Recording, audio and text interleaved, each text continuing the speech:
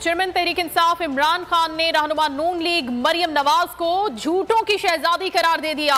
کہا جھوٹوں کی شہزادی کا مقصد تھا کہ کسی طرح سے مجھے راستے سے ہٹا دیا جائے. یہ ہے لندن پلان اور لیول پلینگ فیلڈ. بدھ کو مینار پاکستان پر جلسہ، عوامی ریفرنڈم ہوگا، قوم بتائے گی کہ وہ کدھر کھڑی ہے. زمان پاک میں تقریب سے خطاب میں کہا کہ یہ لوگ مجھے جیل میں رکھنا چاہتے تھے تاکہ پارٹی ٹکٹس نہ دے سکوں. مجھے پکڑ کر بلوچستان لے جانا چاہتے تھے. حکومت بھی کہہ رہی ہے کہ میری جان کو خطرہ ہے.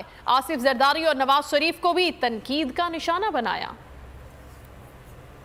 سارا وقت جو جھوٹوں کی ملکہ پھر رہی ہے کہ یہ کر دو، اس کو جیل میں ڈال دو، وہ کر دو، میرے باپ جو سب سے بڑا چور ہے اس کو چھوڑ دو، لیول پلینگ فیلڈ کر دو. کون سن رہا ہے اس کے اوپر؟ کیا وہ جو لنڈن پلان کا حصہ ہے وہ سن رہے ہیں؟ ان کو پاکستان کی کیا فکر ہے؟ ان کو تو سوٹ کرتا ہے کہ انتشار پھیلاؤ. کیس وہ لوگ کر رہے ہیں جو اس ملک کے سب سے بڑے مجرم ہیں، 30 سالوں سے ثابت کر رہے ہیں. ہر قسم کا حربہ استعمال کر رہے ہیں کہ کہیں عمران خان راستے سے ہٹ جائے.